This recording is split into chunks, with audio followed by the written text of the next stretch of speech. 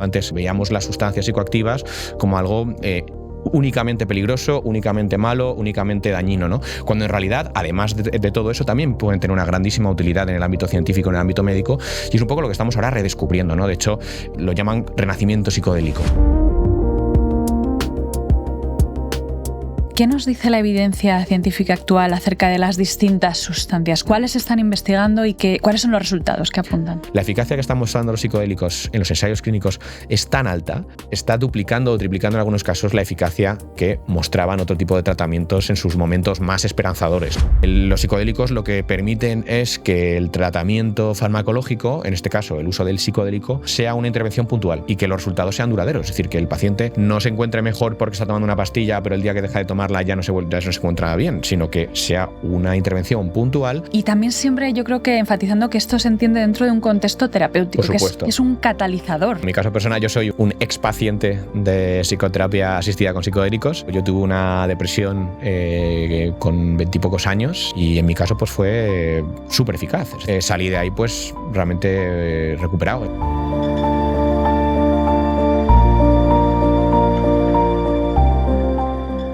El cerebro humano es el órgano más complejo y el más desconocido aún para nosotros. Las últimas investigaciones en neurociencia, en psiquiatría y en psicología están abriendo paso para conocer este universo fascinante de la mente humana. Pero la verdadera revolución no está solo en los avances técnicos, farmacológicos o terapéuticos, sino en las vidas de las personas que cambian gracias a ellos. Soy Inés Bárcenas y te doy la bienvenida a Mapeando la Mente, un podcast de Conectoma donde vamos a hablar cara a cara con quienes están definiendo esta nueva era. Son pioneros en la ciencia de la salud mental que traen nuevas respuestas y sobre todo nueva esperanza para las personas que más lo necesitan. Y hoy estrenamos este espacio hablando sobre cómo los psicodélicos están revolucionando el panorama de la salud mental. Vamos a explicar en profundidad todo lo que dice la ciencia al respecto y para ello contamos con un invitado de lujo, Antón Gómez Escolar. Antón es psicofarmacólogo, investigador y asesor científico. Ha estado hablando recientemente en la Unión Europea y en la ONU acerca de psicodélicos. Es cofundador de la Sociedad Española de Medicina Psicodélica. También eres miembro y cofundador de la Fundación Inahue aquí en España, de la que también hablaremos, y también divulga desde el canal Drogopedia en redes sociales donde soluciona todas nuestras inquietudes y dudas sobre drogas. Bienvenido, Antón. Muchísimas gracias, un placerazo estar aquí y encantado de que charlemos sobre este tema. Antón, además has publicado 3 libros sobre psicodélicos, el último lo tenemos aquí, bueno, tenemos dos de los últimos, ¿no? Expande tu mente, y me gustaría precisamente empezar con cómo dedicas a los lectores tu libro, porque me parece muy interesante y una reivindicación más que necesaria, ¿no? Porque tú dices, ¿no? que lo dedicas a quienes, desafiando el miedo, la irracionalidad y el estigma, volvieron a poner la ciencia por delante para reabrir caminos olvidados en la salud mental. Claro, porque realmente en Occidente los psicodélicos ya tuvieron su etapa de investigación y de florecimiento, ¿no? Y luego cayeron en el olvido y ahora estamos ante una segunda ola. ¿A qué se ha debido este nuevo interés? Pues efectivamente, es que estamos hablando de algo que no es nada nuevo, algo que estamos ahora redescubriendo, por así decirlo, pero que realmente ya hemos conocido en el pasado y, de hecho, incluso más aún en el pasado, ya también hubo una época en la que los psicodélicos tuvieron una relevancia importante, ¿no? Lo que sucede es que en nuestra sociedad, en Occidente, de alguna forma generamos una cierta animadversión hacia los estados alterados de conciencia, sobre todo pues relacionado probablemente con la expansión de ciertos dogmas religiosos a lo largo de nuestra historia, en la época medieval, en tiempos muy anteriores, y esto generó una visión muy crítica sobre todo tipo de sustancias que alterasen la conciencia que no fuesen pues el alcohol, por ejemplo, o las que estaban de alguna forma más asociadas a la cultura que teníamos originalmente, ¿no? La cultura pues cristiana en este caso, y esto pues es un problema porque hemos dejado atrás o hemos olvidado que hay sustancias que han tenido una utilidad histórica importante, que la han seguido teniendo en otras regiones del mundo, ¿no? Pero que en nuestra zona más en Occidente, digamos, dejamos de utilizar en ámbito de salud mental, en ámbitos comunitarios, y sobre todo empezamos a verlas siempre con una lente que no era una lente racional, una lente científica, sino que empezamos a verlas con una cierta moralidad. Es decir, veíamos las sustancias psicoactivas como algo únicamente peligroso, únicamente malo, únicamente dañino, ¿no? Cuando en realidad, además de todo eso, también pueden tener una grandísima utilidad en el ámbito científico, en el ámbito médico, y es un poco lo que estamos ahora redescubriendo, ¿no? De hecho, un poco el título que ha recibido ahora un poco todo este movimiento de redescubrimiento de los psicodélicos que estamos viviendo en los últimos 20 años en Occidente, lo llaman renacimiento psicodélico, ¿no? Que es también el título de mi primer libro. Y es porque es realmente un renacimiento, se está otra vez reabriendo, redescubriendo el potencial de estas sustancias para tratar diferentes condiciones en salud mental que hasta ahora pues teníamos mucha dificultad para abordar y que desgraciadamente pues son condiciones que son cada vez más prevalentes, que cada vez más personas sufren. Pero bueno, aquí lo importante es que estamos poco a poco volviendo a poner un poco la ciencia sobre la mesa, la racionalidad, dejando un poco atrás esa visión tan moralista y entendiendo, bueno, que las drogas pues son herramientas que pueden ser muy peligrosas, por supuesto, y de hecho el uso, digamos, fuera de contextos controlados tiende a ser bastante peligroso, pero también pueden tener una utilidad bastante importante cuando se utilizan en contextos controlados, con una preparación y con todo un espacio adecuadamente habilitado para ello, ¿no? Que es un poco lo que ahora mismo se está poco a poco imponiendo otra vez de vuelta para el uso, sobre todo en el ámbito de la salud mental. Claro, o sea, al final, claro, hay muchísimo estigma. De hecho, es interesante que tú inviertas mucho espacio al comienzo de tu libro, ¿no? De tu último libro, en precisamente explicar de forma muy detallada en qué consisten estas drogas, ¿no? Cómo se usan de forma clínica, ¿no? O sea, porque efectivamente, ¿no? La sensación es que sigue habiendo muchísimo estigma. Yo cuando hablo con pacientes o incluso en mi vida privada acerca de estas nuevas terapias que van a llegar, ¿no? Y de cómo estas sustancias están ya en fases muy avanzadas de investigaciones, la gente no deja de sorprenderse y de mirarlo efectivamente con mucha reticencia, pero que lo interesante aquí también es que estas sustancias han estado entre nosotros casi antes de que el ser humano fuese ser humano, ¿no?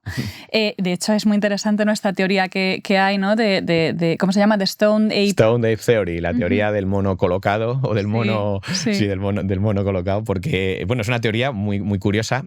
Obviamente no deja de ser más que una hipótesis, una posibilidad. Puede ser validada. Es muy difícil validarla, demostrarla, pero es interesante porque es muy congruente, es decir, podría perfectamente haber sucedido, ¿no? Y es básicamente una teoría que habla de que probablemente el desarrollo cerebral, cognitivo tan avanzado del ser humano pudo en su momento ser espoleado de alguna forma o acelerado por la exposición constante que el ser humano tenía a través de la dieta a diferentes sustancias que podían tener gran poder de estimular la neuroplasticidad, ¿no? Entre ellas, por ejemplo, la psilocibina, que es el principio activo de las setas Psilocybe cubensis y de otras especies de hongos, que es básicamente el alucinógeno que todos conocemos que llevan las setas alucinógenas, ¿no? Las setas mágicas también llamadas.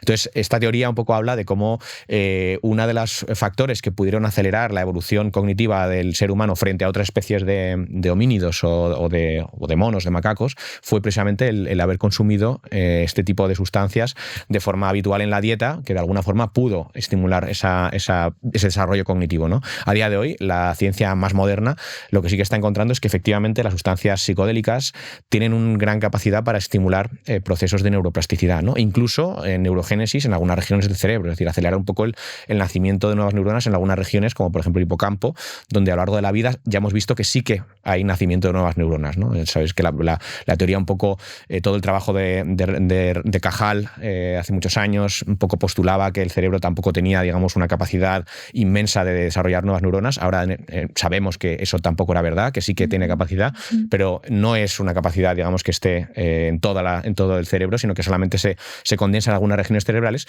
y algunas investigaciones pues han visto que sí que se puede de alguna forma acelerar ese nacimiento de unas neuronas en algunas regiones cuando sobre todo en modelos animales se les expone a determinadas sustancias psicodélicas, ¿no? Y esto, bueno, es interesante porque va también una línea como muy contraria a lo que a nivel social, a nivel popular se piensa de las drogas psicodélicas, ¿no? Se suele pensar, bueno, o de cualquier droga, que son sustancias que solamente producen daño, solamente pueden estropear el cerebro y demás, que eso, bueno, pues es algo que muchas sustancias efectivamente producen cuando la persona las consume, sobre todo de forma muy habitual, pero en el caso de los psicodélicos en particular, los mecanismos de acción que tienen están muy ligados también a esa estimulación de la capacidad plástica del cerebro, ¿no? De la capacidad del cerebro de cambiar.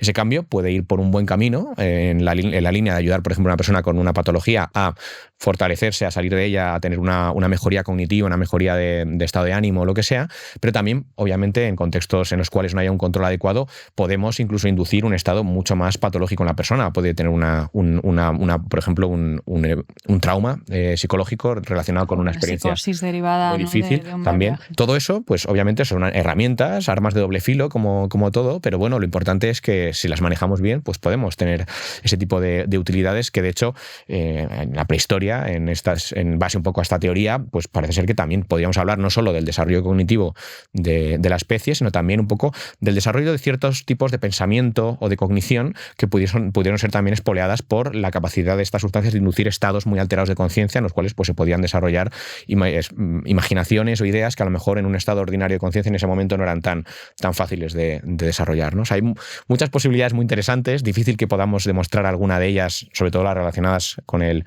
pasado del ser humano, pero sí las del presente, las que ahora mismo se están investigando, sí que son cosas que podemos ver que efectivamente muchas de ellas sí que son ciertas y que sí que... No, y lo que se evidencia, ¿no? Lo que la ciencia nos está diciendo es que no solamente hay neurogénesis, ¿no? O sea, que podríamos estar hablando casi como del santo grial de la neurociencia casi, pero que también se producen cambios profundos en la red neural por defecto que con otras psicoterapias dialécticas no se producen, ¿no? Quizá no en tanta profundidad. Claro, es interesante, ¿no?, que ahora, en esta segunda oleada, sí que tenemos la capacidad científica para medir estas cosas, ¿no? Y eso no sucedía a mediados del siglo XX. Y además la tristeza también en toda esta historia es que quizá que las investigaciones cayeron en el olvido más bien por temas políticos que por temas científicos, Hubo ¿no? mucha injerencia, lógicamente, del ámbito político. A ver, las drogas siempre han tenido un cierto elemento moral. Es decir, las sociedades las han visto de una forma, de otra, según si las sustancias les eran favorables a lo mejor en algún aspecto o no. Por ejemplo, nosotros somos de una cultura cristiana, tenemos una visión del alcohol pues mucho más permisiva de la que tenemos con otras sustancias, que a lo mejor son menos dañinas que el alcohol, pero nos parece que son súper peligrosas, y en cambio al alcohol digamos que le perdonamos de alguna forma todo, ¿no? El alcohol pues está en uno de los sacramentos centrales del cristianismo, que es la Eucaristía, como el vino, la sangre de Cristo, y eso nos ha dado siempre una visión a lo mejor más permisiva de esta sustancia frente a otras. Pero todas las sustancias psicoactivas pues tienen ese elemento moral muchas veces, ¿no? Lo que ha sucedido es que en los años 50 y 60, cuando se produjo el primer, podríamos decir, renacimiento psicodélico, la primera vez que Occidente redescubre las drogas psicodélicas, hubo un grandísimo interés por estas sustancias, se empezaron a estudiar con herramientas científicas de aquel momento, de hecho ayudaron a ciertos descubrimientos muy importantes, como por ejemplo la serotonina, todo el sistema de los neurotransmisores en el cerebro, empujaron mucho la visión del cerebro desde una óptica, un prisma mucho más psicológico a una cosa mucho más neuroquímica, que es un poco la que tenemos todavía a día de hoy. Fue empujado, entre otras cosas, por todo el trabajo que se desarrolló con el LSD en los años 40 y 50. Y también pues hubo mucho desarrollo de todo lo que es la parte de la psicoterapia asistida con psicodélicos, ¿no? Que ahí fue cuando se descubrió, fundamentalmente en el trabajo del Hospital de Saskatchewan, en Canadá, con Humphrey Osmond y Abraham Hoffer y otros muchos psiquiatras eminentes que se dedicaron a investigar con psicodélicos. Lo que sucedió es que este trabajo empezó a ir en paralelo con la popularización de los psicodélicos a nivel social. Y esa popularización a nivel social no se produjo en un vacío, sino que hubo además una unificación con ciertos movimientos políticos o movimientos que en aquel momento pues, eran vistos de forma bastante amenazante, sobre todo por las estructuras de poder y por el status quo de aquel momento, todo lo que era el movimiento hippie, la contracultura, los movimientos pacifistas en contra de la guerra de Vietnam, movimientos por los derechos civiles. Hubo un montón, digamos, de movimientos en torno al uso también de psicodélicos o conectados con el uso de psicodélicos, y al final los psicodélicos se convirtieron de alguna forma en el chivo expiatorio de muchas de estas movimientos sociales que eran vistos de forma muy crítica por la sociedad, sobre todo de Estados Unidos en aquel momento, ¿no? Y si bien es cierto que los psicodélicos causaron problemas a nivel social, porque eso es verdad, eso es innegable, pues había consumo desmedido, había accidentes relacionados con su uso.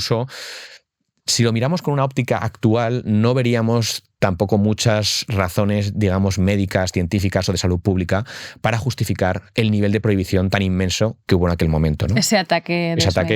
Y es que realmente fue un ataque que, con la excusa también de la salud pública, hizo un intento como de, digamos, de apaciguar todos esos movimientos sociales que en aquel momento estaban siendo muy problemáticos para las estructuras de poder, sobre todo en Estados Unidos, ¿no?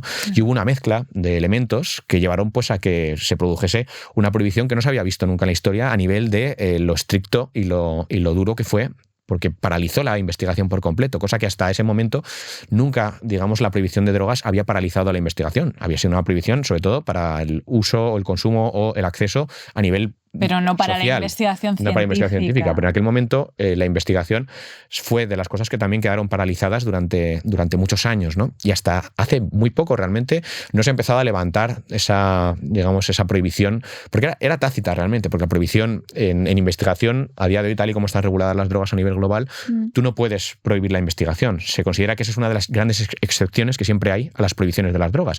Pero claro, de nada te sirve que se te permita investigar con drogas si luego los comités de ética, que son los que tienen que autorizarte cada investigación, tienen instrucciones de no dejar pasar ninguna sustancia de este tipo por el miedo tan enorme que hay, tanto incluso en la comunidad científica como a nivel político, a que este tipo de sustancias se puedan investigar más a fondo, ¿no? Claro. Bueno, esto afortunadamente ha cambiado. Aquí estamos precisamente para hablar desde el lado científico, ¿no? Y para romper esos estigmas. Yo creo que tú, con tu labor científica y también divulgativa, haces mucho por ello, ¿no? Y por acercarnos todo este conocimiento. Has mencionado antes precisamente la vía serotoninérgica. A mí me sorprende mucho, ¿no? que muchas personas le tengan efectivamente miedo a estas sustancias y, sin embargo, no se asusten cuando a la primera de cambio su médico de cabecera les receta una benzodiazepina, ¿no? Que son profundamente adictivas.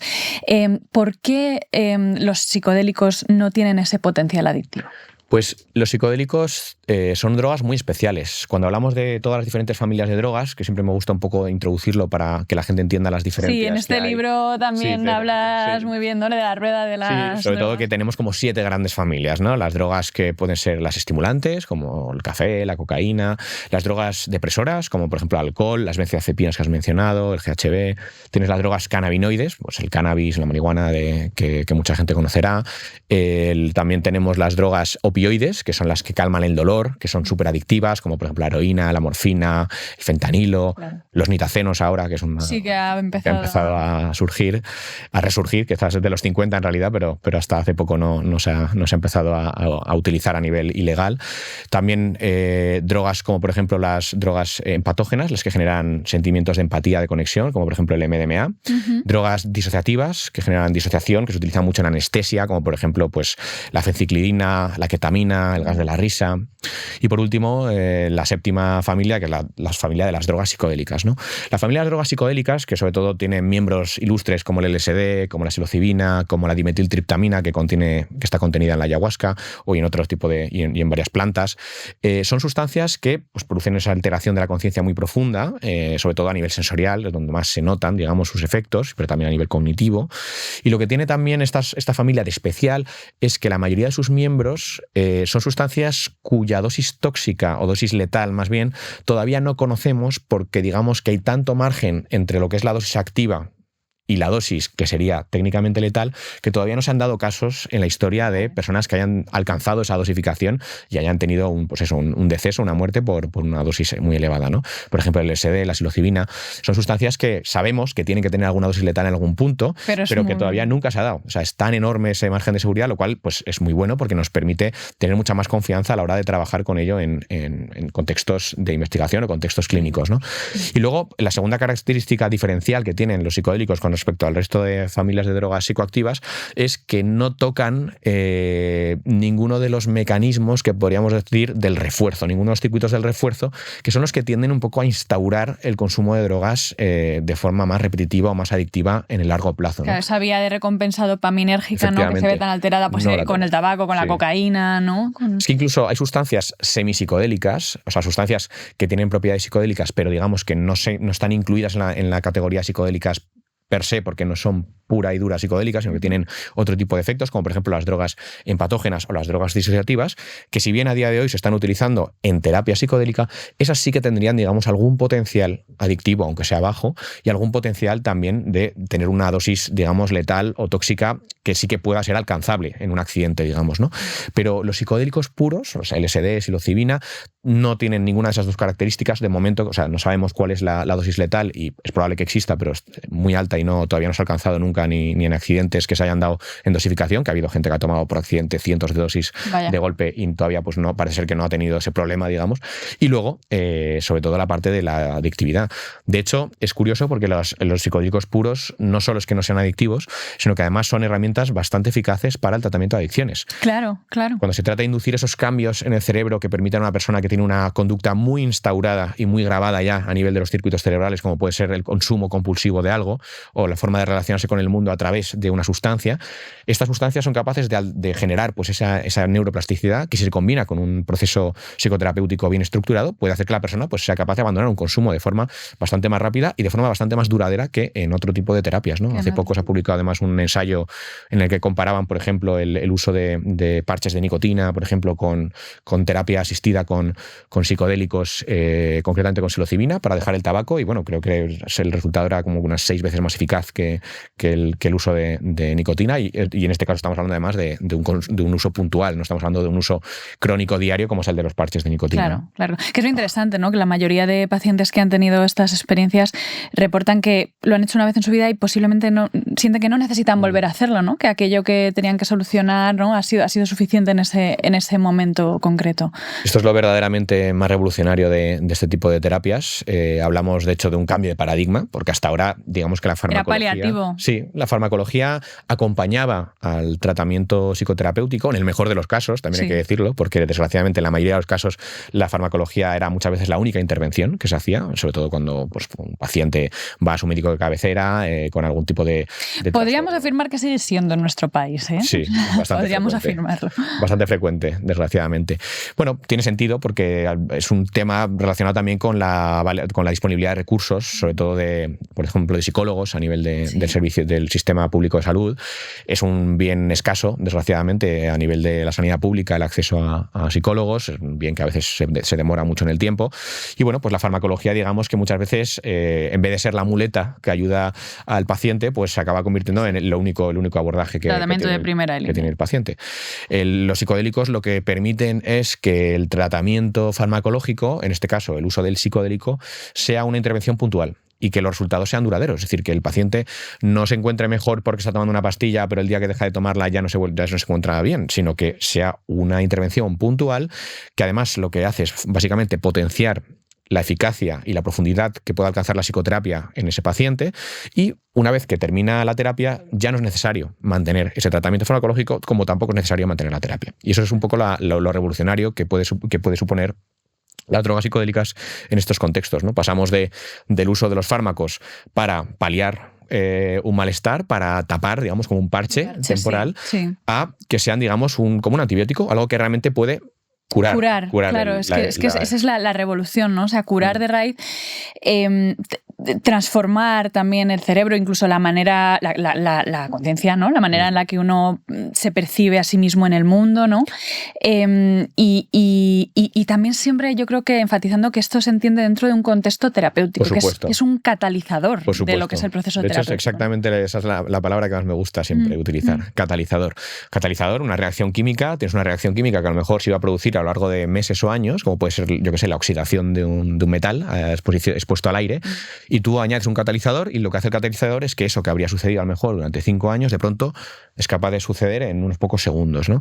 Y esto es un poco lo mismo. O sea, estás cogiendo una persona que a lo mejor, ese paciente, habiendo estado sometido a terapia, a psicoterapia cognitivo-conductual o cualquier tipo de psicoterapia, podría haber alcanzado, digamos, esa mejoría, esa recuperación en un largo periodo de tiempo, y consigues que ese mismo proceso quede condensado en unas pocas intervenciones y se consiga pues que el paciente alcance ese mismo resultado que a lo mejor habría tardado unos años en tener, en simplemente pues 2 o 3 o 4 tardes en las cuales se hace ese abordaje, más luego las sesiones de integración, que son muy importantes. Pero eso que has mencionado es clave. No hablamos de un fármaco que te cure porque te lo tomes en tu casa y ya está. Hablamos de un proceso terapéutico cerrado, es decir, con su estructura bien clara, en la que la toma del psicodélico es solamente uno de los pasos del proceso, uno de los pasos muy controlado, uno de los pasos únicamente, pero que tienes tanto toda una fase de preparación previa en la cual se hace también una evaluación del caso del paciente, se hace un cribado para garantizar que ningún paciente, por ejemplo, con trastornos psicóticos... Claro, que esa sería la principal contraindicación, ¿no? Una de las más importantes, desde luego. Y luego, después, se administra el psicodélico en un entorno súper controlado, con un cuidado... Con profesionales experimentados. Todo muy trabajado para precisamente minimizar al máximo los riesgos de que pueda haber cualquier tipo de efecto adverso. Y luego, lo más importante ya, después de la experiencia psicodélica, un trabajo de lo que se conoce como integración, que es la parte un poco en la que se hace más la psicoterapia, ¿no? Que es la parte en la cual se que coge todas esas ideas, todas esas experiencias, todos esos elementos que el psicodélico, digamos, que ha hecho emerger en la mente del paciente durante la experiencia, y se empieza a trabajar con ellos. Y eso, además, sumado a un estado de elevada neuroplasticidad inducida por el psicodélico que se mantiene durante varios días. De hecho, se ha publicado recientemente un estudio en el cual se veía cuánto tiempo se quedaba abierta, digamos, la ventana de neuroplasticidad en el cerebro después de una experiencia psicodélica. Y hay psicodélicos, a lo mejor, que la tienen unos días, psicodélicos que tienen unas semanas y psicodélicos que mantienen durante meses un nivel de neuroplasticidad elevada en el cerebro, ¿no? Esto es un poco lo que permite que ese trabajo de psicoterapia posterior a la experiencia psicodélica sea tan eficaz. Estás trabajando, digamos, con un cerebro que está más blandito, que está mucho más susceptible, abierto a recibir nuevos conocimientos, nuevas ideas, nuevas perspectivas, y sobre todo abierto más a cambiar, a hacer cambios. Claro. Por eso es tan importante el contexto, porque si tú induces neuroplasticidad en un cerebro que está en un contexto patológico, una persona que vive, pues, por ejemplo, en una casa en la cual hay abuso, puesto al trauma, se está produciendo continuo, eso no vas a hacer ningún tipo de mejoría. De hecho, puedes incluso agravar la situación, puedes hacer que todavía se quede más grabada esa situación en el cerebro. Pero si tú lo estás rodeando de un contexto de psicoterapia, un contexto bien dirigido, bien estructurado, consigues, pues, que esa mejoría sea mucho más rápida de lo que habría sido en un estado ordinario de conciencia. Sí, una transformación que no se puede alcanzar actualmente con ninguna otra sustancia. Precisamente, ¿no?, me viene a la mente cómo Brian Johnson está también, ¿no?, pues a su manera, quizá para muchos poco científica, ¿no?, ahora mismo experimentando con psilocibina y con DMT recientemente, ¿no? Y está apuntando justamente a estas cosas que dices, ¿no? O sea, un descenso de la inflamación del organismo en general que se mantiene, y por supuesto de la neuroplasticidad. Muy interesante el trabajo de Brian Johnson, porque aunque, siendo rigurosos, pues bueno, es una persona que está haciendo experimentos en sí misma, es lo que se llama un N1, es decir, es un caso único, no podemos sacar conclusiones, porque haría falta un estudio serio, doble ciego, randomizado, en el cual podamos comparar dos grupos de personas que ambas crean que han recibido la intervención, pero que realmente solo la haya recibido una. Es muy difícil. Eso es muy complicado, porque con psicodélicos es muy complicado hacer cegado, es decir, muy complicado engañar, digamos, a la persona y darle un placebo y que se crea que le anda un psicodélico. Sobre todo si es DMT, ¿no? Sí, claro, si son cosas potentes. Pero sí que es verdad que yo creo que el trabajo de Brian Johnson es interesante porque nos permite ver algunas cosas que a lo mejor todavía ninguna investigación clínica se ha puesto realmente a investigar, y nos puede dar pistas de, oye, esto sería interesante estudiarlo de verdad. Esto sería interesante hacer un estudio de verdad, ¿no? Porque obviamente no puedes sacar la conclusión de que nada de lo que haya mejorado en Brian Johnson sea una consecuencia directa y exclusiva de su uso de psicodélicos, porque ese hombre hace muchas cosas en su vida. A la vez. Toma millones de suplementos, hace millones de terapias, prácticas de todo tipo, todos aparatos que le ponen, que le dan una luz, que no sé qué, que no sé cuántos. Pero bueno, sí que nos puede dar pistas de, oye, por dónde pueden ir los tiros a la hora de luego hacer una investigación seria sobre algún marcador, por ejemplo, concreto. Y él lo que ha mostrado es que, bueno, pues que hay muchos marcadores relacionados con la longevidad, con el envejecimiento, que en el caso de una experiencia psicodélica se puede ver posteriormente cómo hay un cambio marcado en ellos, ¿no? Pues has mencionado la inflamación, temas también de longitud de los telómeros, o sea, muchas métricas como muy precisas de biomarcadores de la longevidad, que es un poco lo que a él le obsesiona, ¿no? El tema de no morir, o morir lo más tarde posible, o mantener lo que se llaman ahora el health span, o la esperanza de salud lo más larga posible en la vida. Y es interesante ver, pues, cómo esas experiencias a él le han marcado. Todos esos marcadores, o muchos de ellos, han tenido mejoría. De hecho, él mencionaba que había sido una de las intervenciones en longevidad más eficaces que había hecho en todo su protocolo, que se llama Blueprint, el protocolo que él está haciendo, y es una de las que más ha marcado todos los marcadores, ha sido esa experiencia psicodélica. Y luego otra cosa también que a lo mejor él no se esperaba, o bueno, o no era su principal prioridad, pero todo el mundo del ámbito psicodélico sabía que iba a pasar, y es el tema del cambio cognitivo experiencial que le ha inducido esta sustancia. Es decir, él ha vuelto también con un cambio en la forma de ver las cosas, de ver la vida, de verse a sí mismo. Le escuchaba yo en una entrevista que dio después de la experiencia con DMT a las 48 horas, y no tenía ni palabras. Una persona que es como tan rígida, ¿no? Tan estructurada, no tenía ni palabras para alcanzar a hablar de lo que había vivido. quiero matizar que lo que él ha utilizado en esta última experiencia es algo todavía más potente que el DMT, que es el 5-meo-DMT. Wow. El DMT es la dimetiltriptamina, que es una amina muy fácil de encontrar en el mundo vegetal, por ejemplo. Esto, desde mi desconocimiento, ¿es lo del sapo? Sí, efectivamente. Sapo bufo, ¿no?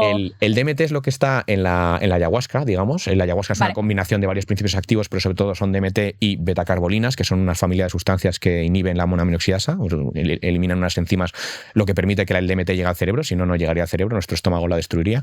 Y luego está el 5-meo-DMT o 5-metoxidimetiltriptamina, que está presente también en muchas plantas y animales, pero sobre todo donde más concentrado está es en el sapo, en las secreciones de un veneno. No es veneno porque no es letal en el sentido estricto de la palabra, pero sí es una sustancia que utiliza, digamos, para defenderse de los depredadores, el sapo bufo alvarius, ¿no? Que tiene unas glándulas así muy grandes a los lados, y ese es un líquido pues amarillento que luego se seca y se convierte en un polvo y se puede, pues se fuma generalmente, pero también hay gente que lo puede snifar, diferentes formas de consumirlo. El caso es que a día de hoy se conoce el 5-MeO-DMT como el psicodélico más potente que existe, vale, ¿no? el más capaz de inducir esos estados tan profundos de experiencia psicodélica, de disolución del ego, de un poco todas las características que suelen tener las experiencias psicodélicas. Todos los niveles, todos los niveles posibles, ¿no? Entonces, bueno, era un poco una aclaración simplemente por claro, el DMT tiene la capacidad de inducir, por supuesto, estos estados, y de hecho, pues por eso se utiliza mucho, sobre todo consumido como ayahuasca,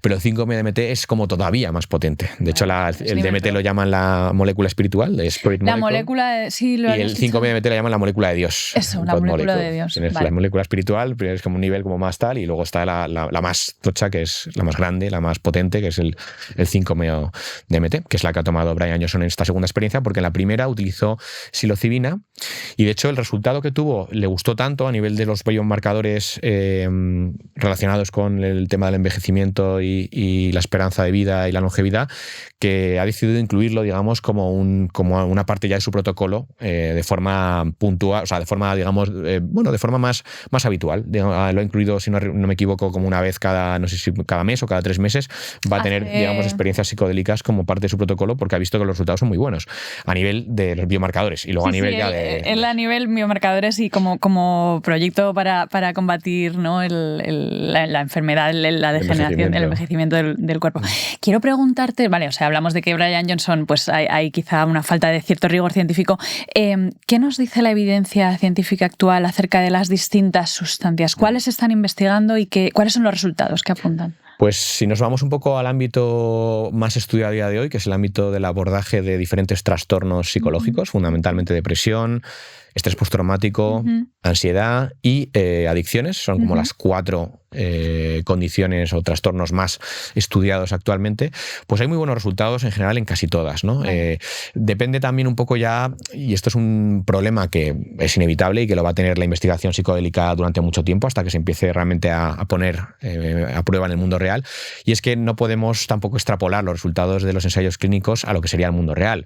Muchas intervenciones terapéuticas que se han utilizado y que se siguen utilizando en salud mental, como por ejemplo los antidepresivos clásicos, o sea, los inhibidores selectivos de la recaptación de serotonina, tenían resultados alucinantes en los estudios, ¿no? Y luego cuando llegabas al mundo real, pues bueno, la eficacia normalmente decae bastante.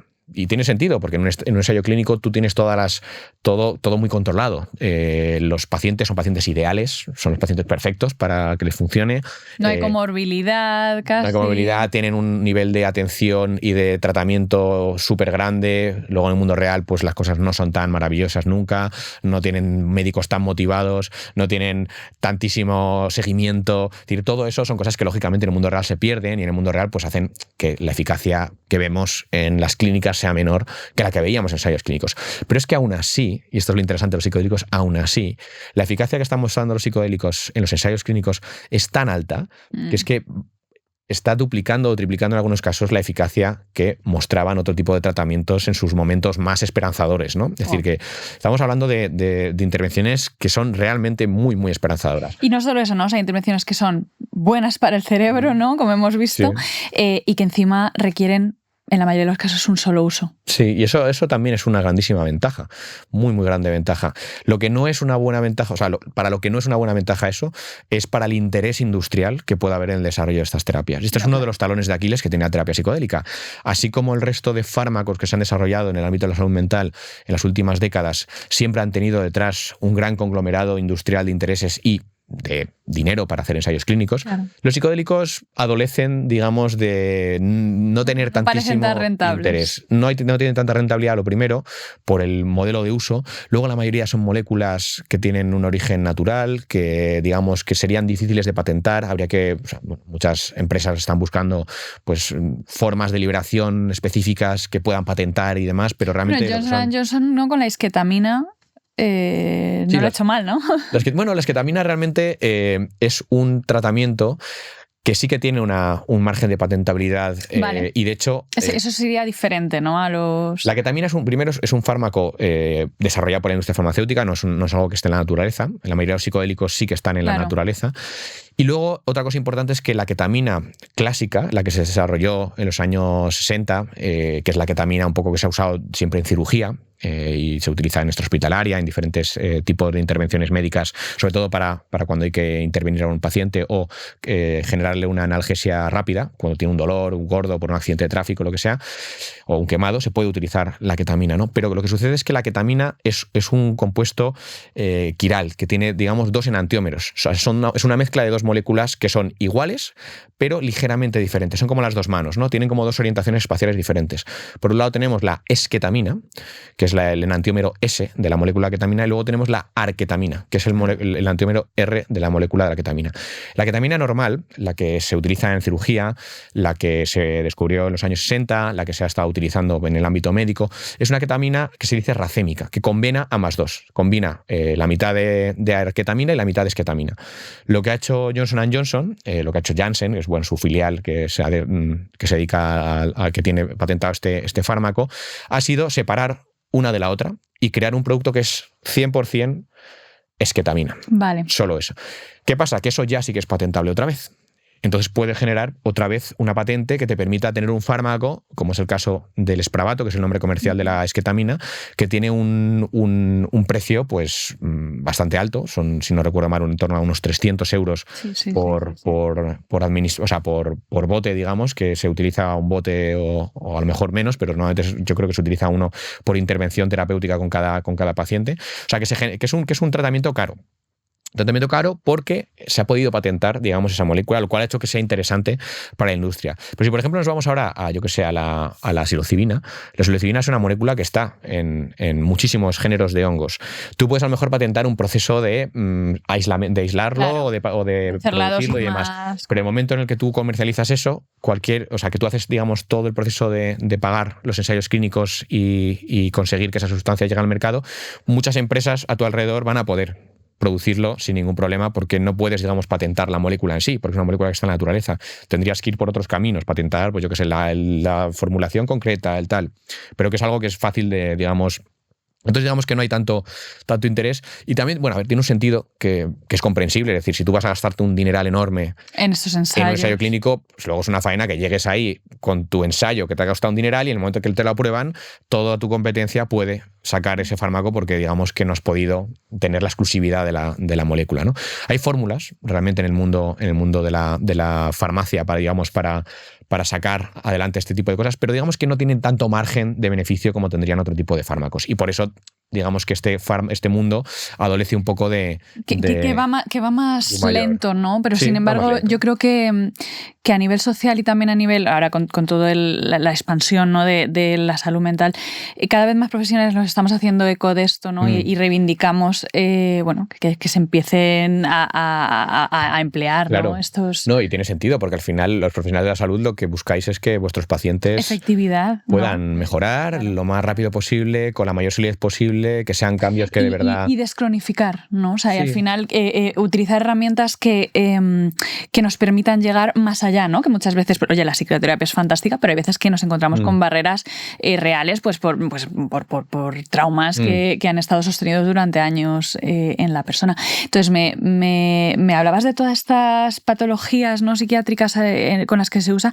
También leía en tu libro, ¿no?, que se está investigando, ¿no?, con trastornos neurodegenerativos, ¿no? Esta es una de las líneas más modernas que hay actualmente, porque así como te he dicho antes que las líneas de trabajo en enfermedades de tipo más psicológico, trastornos, depresión y demás, sí que se vienen estudiando desde hace ya varios años. Claro, estaban presentes también en esa primera oleada, sí, ¿no?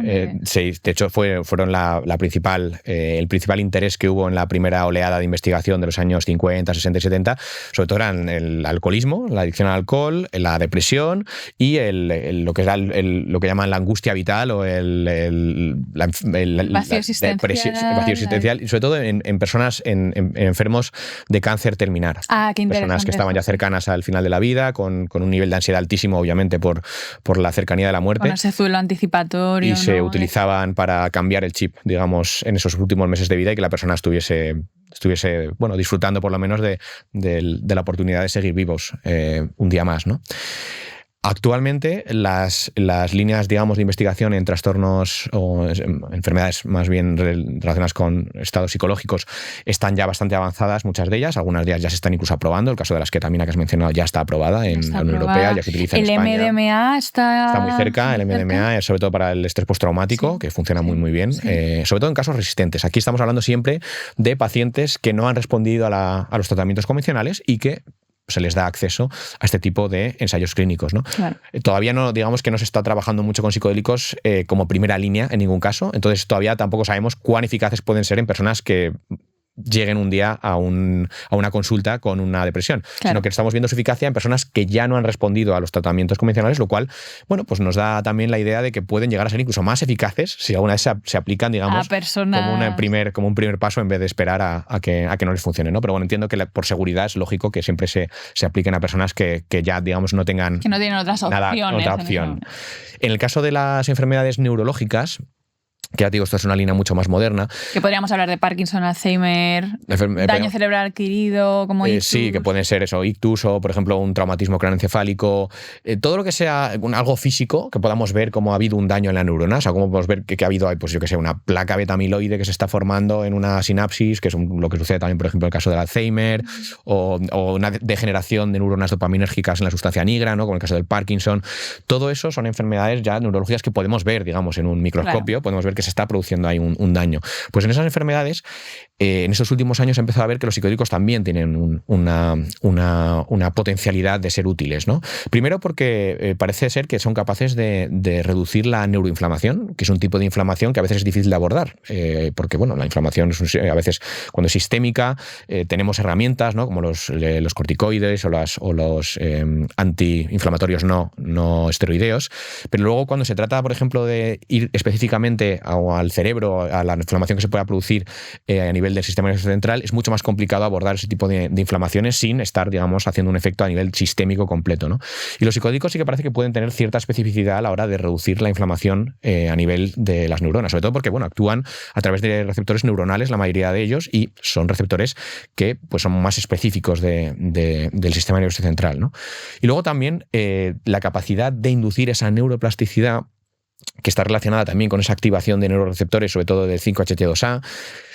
Es muy interesante porque si somos capaces de alguna forma de facilitar esa neuroplasticidad o incluso de incrementar esa neurogénesis, en el caso como más ideal, eso realmente podría ser útil en el abordaje de cualquier trastorno neurológico prácticamente, es decir, cualquier degeneración que se esté produciendo a nivel de las neuronas, el darle esa neuroplasticidad al cerebro va a permitir que sea más resiliente, o sea, que pueda de alguna forma buscar otras vías para mantener esos mismos circuitos en funcionamiento.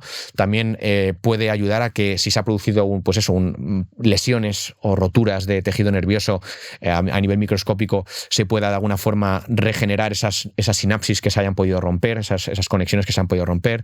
De hecho, ahora mismo hay muchos, por ejemplo, atletas o exatletas de deportes con un alto grado de impacto, como pueden ser, por ejemplo, los jugadores de fútbol americano, los boxeadores. Claro. jugadores de hockey sobre hielo, que también se dan muchos golpes, o incluso ex soldados que han vivido deflagraciones cercanas, que han tenido una explosión cercana y demás, que están acudiendo a clínicas de psicodélicos, fundamentalmente en Sudamérica, y utilizan diferentes psicodélicos para regenerar o acelerar su capacidad de recuperación. Hay uno que últimamente se ha popularizado más, que es la ibogaína, que es un psicodélico muy interesante que proviene de la raíz de un arbusto africano que se llama Tabernante iboga, que crece en el oeste del continente africano, sobre todo en la región de Gabón. Hay unos ritos, son los buitis que se llaman, que se llevan a cabo por parte de una etnia que son los Fang, que llevan utilizando siglos esta sustancia para sus rituales. Y esta es una sustancia que en los años 70 tuvo un primer momento de popularidad relacionado con la capacidad que tenía para tratar adicciones muy profundas, fundamentalmente a drogas opioides, por ejemplo, como la heroína, al alcohol, drogas que son muy difíciles de abandonar porque tienen un nivel de adicción muy alto y que luego además incluso abandonarlos produce un rebote muy grande a nivel fisiológico. Claro, que puede ser muy peligroso. Sí, incluso. Pues con el caso de esta ibogaína se consigue muchos casos de éxito en el abandono de consumos muy cronificados de drogas muy adictivas, ¿no? Como el caso de la heroína. De hecho, en España ha habido investigación muy interesante en el Hospital de Reus con esta sustancia para pacientes que llevaban años tomando metadona como tratamiento sustitutivo de la heroína, pero que son incapaces de abandonar la metadona porque llega un momento que la metadona se convierte, pues obviamente, en un tratamiento sustitutivo. Tienes el mismo problema para abandonar la metadona que tenías incluso para abandonar la heroína en su momento, ¿no? Claro. Y con esta sustancia se ha conseguido que muchos pacientes consigan abandonar definitivamente la metadona. Es decir, que tiene una capacidad muy buena de producir esos cambios que no solo facilitan el abandonar una sustancia, sino que además facilitan que no sufras el mismo síndrome de abstinencia que sufrirías si la abandonases sin tomar nada. Y eso nos dice que probablemente hay un gran potencial de neuroplasticidad en esta sustancia en particular, ¿no? Y los últimos estudios que se han publicado sobre la ventana de neuroplasticidad y la capacidad que tienen estos psicodélicos de inducir neuroplasticidad mostraban que la ibogaína es el que más neuroplasticidad parece que es capaz de inducir durante meses incluso, ¿no? De un estado de neuroplasticidad elevado en el cerebro durante meses posteriormente a una única toma, lo cual es muy prometedor. Y entonces esta sustancia en particular se está estudiando ahora mismo en fases muy iniciales todavía, pero para diferentes condiciones, ¿no? Hay algunos casos interesantes publicados, por ejemplo, en pacientes con esclerosis múltiple, en los cuales se ve después de una única experiencia con ibogaína había una reducción medible del tamaño de las lesiones a nivel cerebral que tenían, lo cual es muy llamativo con una única exposición a la sustancia. ¿Qué se podría conseguir si el día de mañana se puede hacer una exposición, digamos, gradual con diferentes administraciones? A lo mejor conseguimos una sustancia que realmente pueda producir una mejoría estructural del cerebro medible y en muy pocas intervenciones, ¿no? Es decir, todo esto todavía hay que tenerlo siempre enmarcado pero no es preclínico, son ensayos con humanos. Hay casos clínicos ya documentados, hay estudios preclínicos, que es donde se está viendo el tema de la neuroplasticidad. Lo que faltan son los estudios clínicos con poblaciones, es decir, con grupo sí, grupo no, placebo, no placebo, pero ya se están haciendo en algunos casos. El estudio que te he mencionado en el Hospital de Reus es un estudio que se ha hecho con placebo y con todo. Es decir, que hay unas... Bueno, placebo, sí, creo que había placebo. Son estudios que ya se hacen en poblaciones humanas, ¿no? Lo que pasa es que todo lo que son estudios más a nivel que investigan cosas más neurológicas y no tan psicológicas son un poco más complicados porque las herramientas de medición son mucho más complejas. También incluso me imagino que en pacientes que no te pueden dar un report, ¿no? Como muy claro, a lo mejor si la enfermedad está avanzada, ¿no? Eso, por supuesto, pero luego también la capacidad que tenemos de ver lo que sucede en el cerebro no es la misma. Es decir, en un modelo animal tú puedes darle la sustancia que quieras, luego puedes seccionarle el cerebro, lonchearlo y ver qué está pasando ahí. En un ser humano no puedes hacer eso. Claro. En un ser humano la mayoría de las métricas de neuroplasticidad son métricas indirectas. Claro. O sea, pues por cambios conductuales muy bruscos y muy sostenidos, por tal, pues puedes pensar que ha habido ahí un proceso de neuroplasticidad. Puedes ver algunos biomarcadores, por ejemplo, el BDNF, el Brain Derived Neurotrophic Factor, el factor neurotrófico derivado del cerebro. ¿Y en resonancia funcional? se puede ver pues qué regiones se activan, no se activan, pero claro, tú no puedes demostrar... Pero hay pacientes a los que no les puedes hacer una resonancia... No, y que además son muy caras, además, las resonancias magnéticas funcionales. Es decir, que al final es una investigación que tiene todos los visos de ir más lenta por la dificultad que hay, por todo... Pero, en mi opinión, la clave de todo esto es que si tú realmente estás viendo que la mayoría de las métricas que tú haces a escalas, test de autoevaluación, hay mejorías...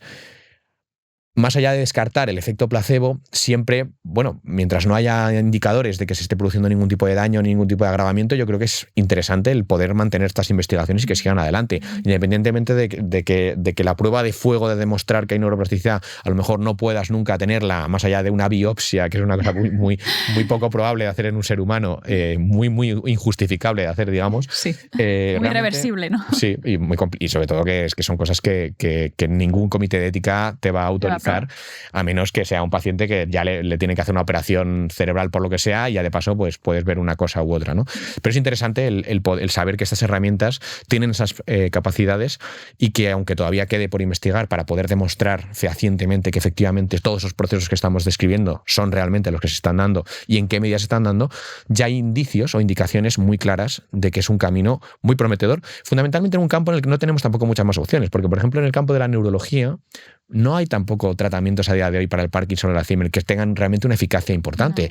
La mayoría son parchecillos para parches y muy temporales. Ralentizar un poquitito la progresión, dar unos meses más de esperanza de tal, pero realmente no se consiguen cosas realmente que sean importantes. Y esto pues sí que podría ser algo que nos podría dar a lo mejor una mayor capacidad de abordar o por lo menos de posponer el progreso de la enfermedad de una forma mucho más creciente, mucho más considerable, no una cosa como tan pequeñita como la que producen muchas veces los tratamientos actuales que existen. Que están aprobados. Y Antón, tú has estado hablando en la ONU, en el Parlamento Europeo sobre psicodélicos.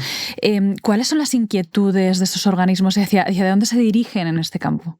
Pues en un primer lugar hay pues mucha reticencia, como es lógico, hay un estigma muy grande. Estás hablando a personas que no tienen una formación específica en drogas ni en psicofarmacología sobre la posibilidad de intentar tratar trastornos muy complejos utilizando drogas prohibidas, ¿no? Y eso, pues lógicamente, a cualquier persona le genera pues mucha incredulidad. Sí, desde lejos suena... Sí, suena un poco suena un poco como magufo en algunos casos, pero es verdad que hay que entender también la postura de ellos. Es decir, son personas que en muchos casos pues su trabajo es básicamente de estar relacionado también con la percepción pública que tengan de ellos, sobre todo cuando hablamos lógicamente de democracias, donde los gobernantes pues se deben también a la percepción del público, y muchas veces ven estas cosas como desde una lente como más política, ¿no? A ver cómo esto puede mancharme o no mancharme, claro. Puede ser beneficiarme o no beneficiarme desde ese punto. Y eso es lógico, eso siempre pasa en política.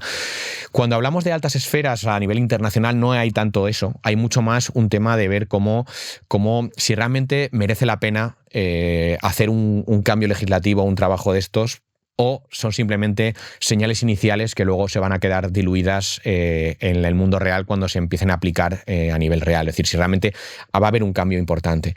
En el fondo tú les estás ofreciendo una solución a un problema muy grande que tienen, que es el problema de la salud mental a nivel global.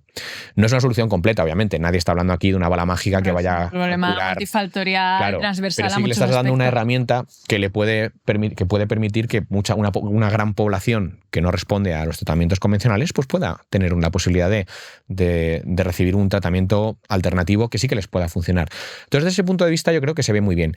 Pero yo creo que las cosas, cuanto más te acercas a nivel de país, más complicadas se vuelven, porque la mayoría de los organismos internacionales siempre pueden hacer referencia a, bueno, al final estas cosas son competencia de los países, en muchos casos. Pero los países al final son los que sí que tienen que tomar las decisiones. Y esas decisiones sí que pueden tener una repercusión directa en lo que son los votos, en lo que es la percepción social.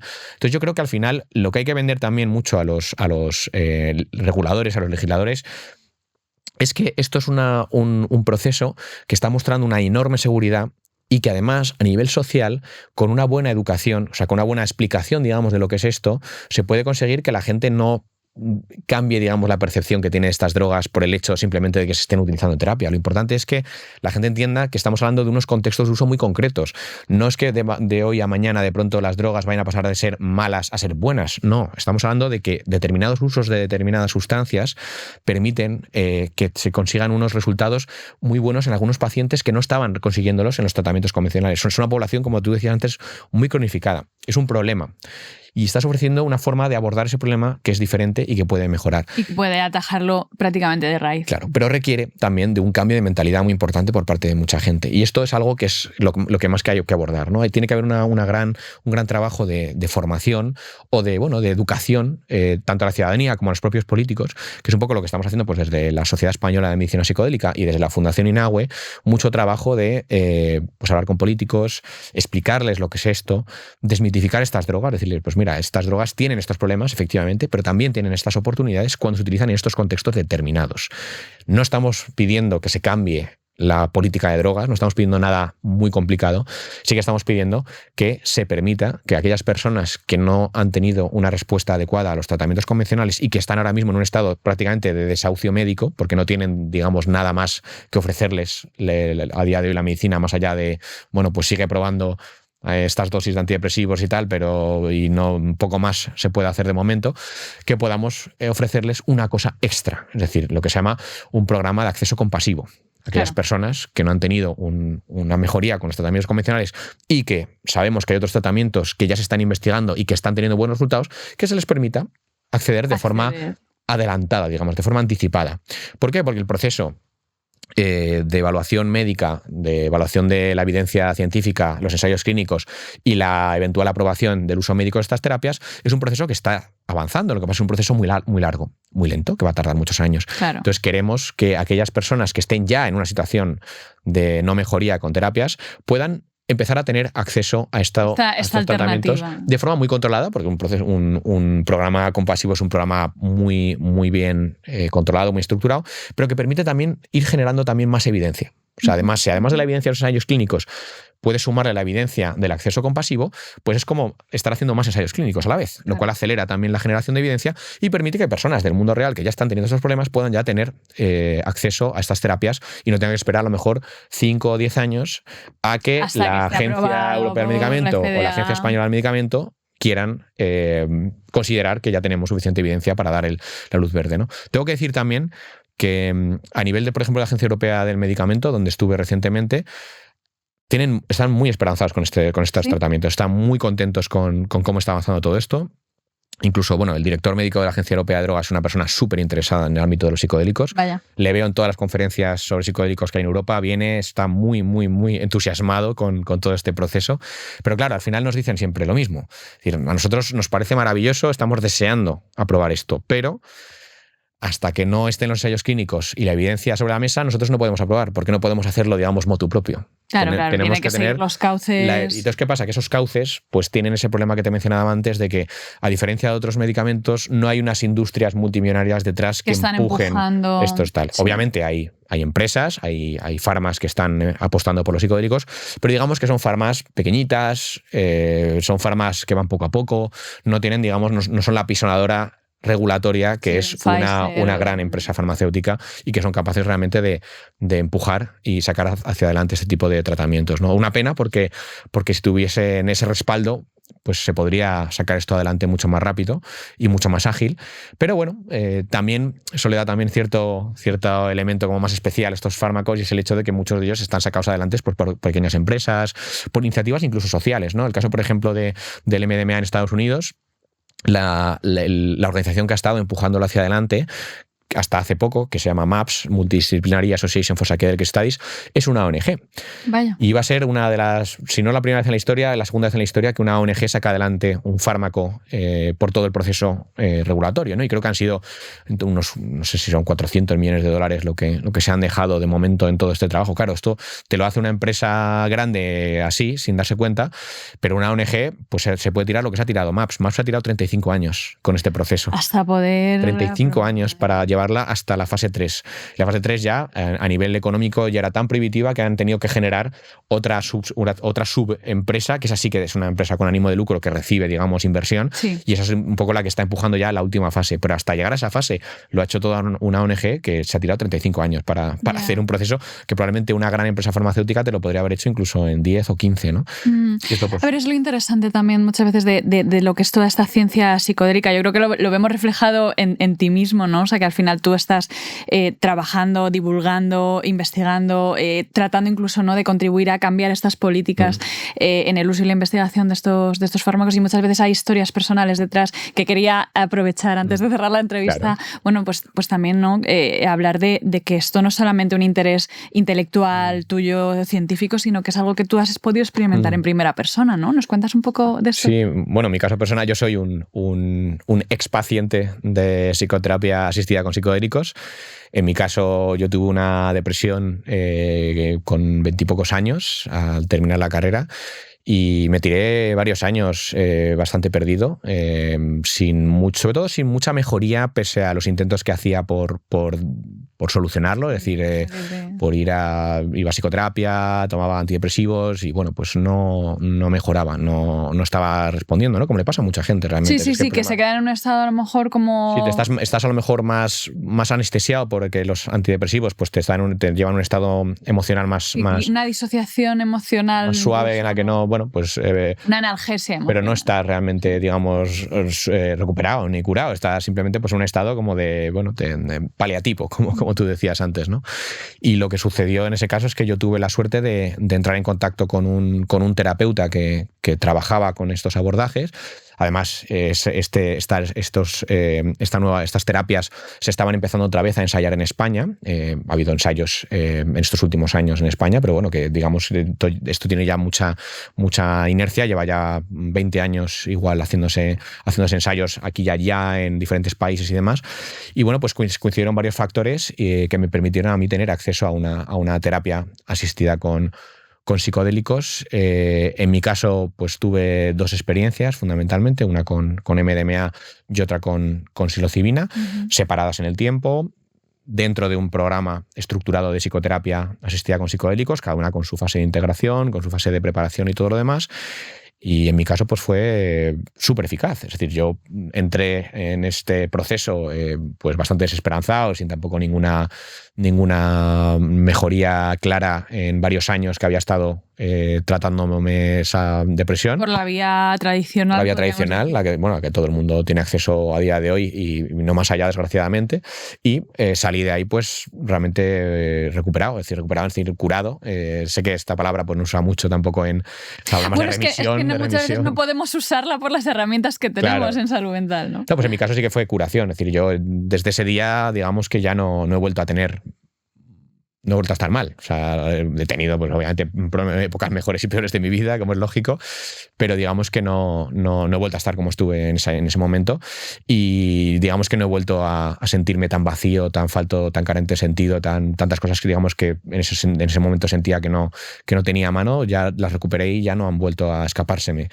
Y en ese sentido, pues eso es algo que a mí fue lo que me impulsó a entrar en este campo. Es decir, yo no tenía, digamos, yo no venía de una formación en drogas, ni venía de estar interesado en drogas, pero a raíz de esta experiencia fue cuando dirigí tanto mi formación académica como mis trabajos posteriores y mi actividad personal y profesional prácticamente al ámbito de la psicofarmacología, que ahora mismo es mi gran pasión, ¿no? La psicofarmacología y el mundo de las drogas, los usos terapéuticos que pueden tener, también la gestión de riesgos, la reducción de riesgos en los contextos recreativos, todo ese trabajo que llevo haciendo muchos años, pues viene todo esto de esta experiencia que tuvo, que me cambió muchísimo, para bien, afortunadamente. Y bueno, pues es algo que afortunadamente veo también en muchas personas, en muchos pacientes de los ensayos clínicos, ¿no? Casos de personas que pues llevan 20 años con depresión, a lo mejor, 20 años una depresión tratada, tomando antidepresivos, sin mucha mejoría, pero bueno, sobreviviendo, digamos, y que entran en un ensayo clínico y salen cambiadas y recuperadas y no vuelven otra vez a tocar y de nuevo, no podría, usando esa palabra, curadas. Y es que es muy, muy llamativo, y de hecho tenemos... pacientes que nos ayudan para, por ejemplo, cuando hablamos con políticos. Hace poco hicimos un evento en el Congreso de los Diputados, aquí en Madrid, sobre terapias psicodélicas.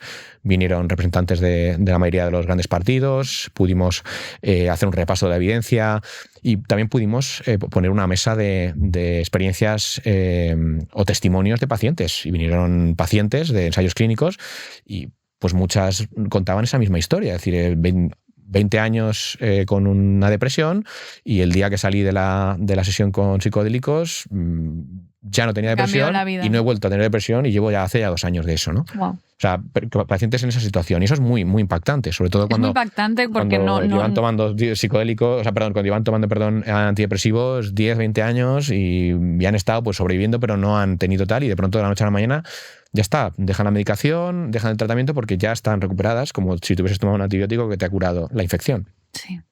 Bueno, pues Antón, muchísimas gracias, ¿no? Se nota mucho en tu testimonio, ¿no?, que hay esa congruencia entre lo que es la experiencia vivida y el saber teórico práctico. Gracias por toda la labor que haces. Seguid a Antón en Drogopedia, ¿no?, que nos sigue resolviendo todos los enigmas acerca de las drogas, y te deseo lo mejor en este camino que yo creo que vamos a ver construir y llegará un día, ¿no?, en el que todo esto sea una realidad para todas las personas que lo necesitan. Pues muchísimas gracias por la conversación, ha sido un placer. Y bueno, decir, porque no hemos hablado mucho de esto, pero que todo el mundo tenga en cuenta siempre que estamos hablando de un contexto concreto de uso de las sustancias, que los psicodélicos, cuando se utilizan así sin mucho cuidado, son drogas que pueden ser peligrosas. Hay gente que puede tener traumas, gente que puede tener pues incluso brotes psicóticos si tienes algún trastorno psicótico, pero que afortunadamente cuando se hacen en los contextos en un entorno clínico medido, son muy seguras, no están dando prácticamente ningún problema, los efectos adversos son menores casi siempre y muy, muy breves.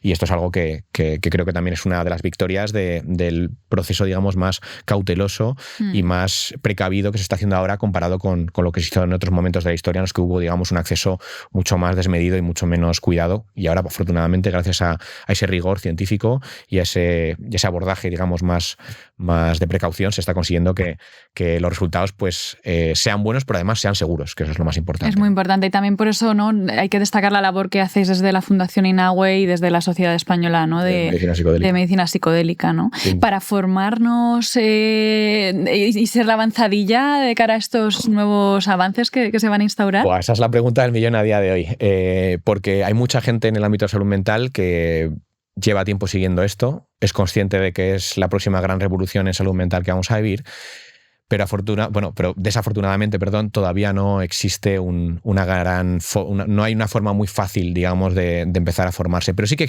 empiezan a haber cada vez más iniciativas. Por ejemplo, dentro de la Sociedad Española de Medicina Psicodélica estamos empezando a impulsar cada vez más formaciones en colaboración con otras instituciones académicas. La Fundación Inagüe también está empezando a trabajar en temas de formación. Pero existen, por ejemplo, en otros países formaciones bastante completas. Son muy caras todavía, la verdad, porque hay muy pocas. Pero, por ejemplo, hay MAPS, esta organización que he mencionado antes, hace formaciones en psicoterapia asistida con MDMA en particular para el tratamiento del trauma. Hacen todos los años en Estados Unidos, pero cada 1 o 2 años hacen una en Europa, por ejemplo. Dentro de poco va a haber una en Italia, si no me equivoco, va a ser la próxima. Han hecho otra en Holanda hace unos años. Luego también hay organizaciones, si la gente lo pone en Google le van a salir resultados. Hay organizaciones que tienen sus formaciones privadas, digamos, de psicoterapia asistida. Es verdad que hay muchas de ellas están como un poco en un limbo, sobre todo en el tema concreto de las prácticas, ¿no? La parte un poco práctica a nivel de las jurisdicciones, la legalidad. Claro. Hay países en los que sí que se puede hacer sin tanto problema, otros países en los que es más complicado. Otros países que lo que hacen es tienen convenios con universidades y aprovechan, digamos, los que están formándose para que puedan trabajar como coterapeutas en un ensayo clínico que esté autorizado, en cuyo caso lo están haciendo de forma legal. Es complicado y es delicado el tema, pero ya sí que hay, digamos, algunas formaciones. El problema que hay más grande, en mi opinión, con el tema de las formaciones es que todavía no está claro qué es lo que va a ser útil el día de mañana. Es decir, si el día de mañana se aprueba la psicoterapia asistida con psicodélicos en España, lo más probable es que en un principio este tipo de herramientas estén solo al alcance de los psiquiatras y los psiquiatras probablemente en un principio pues serán los únicos que puedan utilizarlas, aunque no tengo duda de que dada la carga de horas que requiere la psicoterapia con psicodélicos, enseguida va a caer en los psicólogos y en los especialistas en psicoterapia sobre todo, porque al final esto es un trabajo muy de psicoterapia y los psiquiatras en muchos casos no están formados para lo que es el abordaje de la psicoterapia. Con el fármaco, por supuesto, y seguramente esa es la parte un poco que ellos van a retener siempre, la parte un poco de la evaluación, del cribado y a lo mejor de la administración, pero todo lo que es el acompañamiento tanto durante la sesión como la integración probablemente va a caer más temprano que tarde en manos de los psicólogos. Lo que no está tan claro todavía es cuál será la formación que se exigirá, qué tipo de especialización, si es que el Colegio de Psicólogos homologará una formación concretamente de las que ya existan o creará la suya propia, o no sé muy bien cómo funcionará todo eso, porque eso es algo que todavía tenemos que ver a futuro, pero yo creo que a día de hoy lo más inteligente que puede hacer un psicólogo que esté interesado en este ámbito, de cara a trabajar en el futuro, es intentar formarse en las formaciones que pueda encontrar, que digo que hay varias a nivel europeo, por ejemplo, Mind Association, que es una de las organizaciones que trabajan en este ámbito en Alemania, tiene una formación bastante completa, es un poco cara, pero ahí está. Tienen también la de MAPS, que llega a Europa cada año, cada 2 años.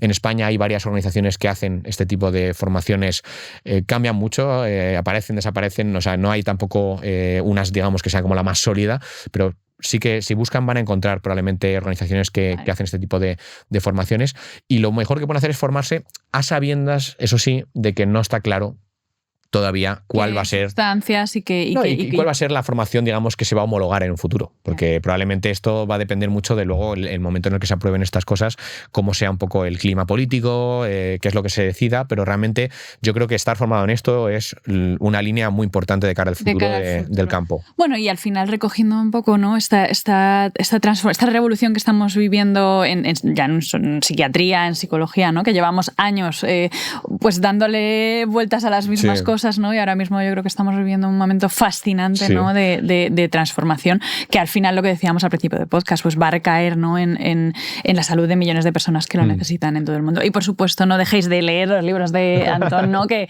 hace una labor fantástica, ¿no?, a nivel de divulgación, pero muy, muy, muy rigurosa y muy profunda y minuciosa, para ayudarnos a entender la complejidad de todo este movimiento. Pues millones de gracias. Muchísimas gracias, ha sido un placerazo y nada. Seguimos en contacto, seguimos viendo cómo avanza todo esto.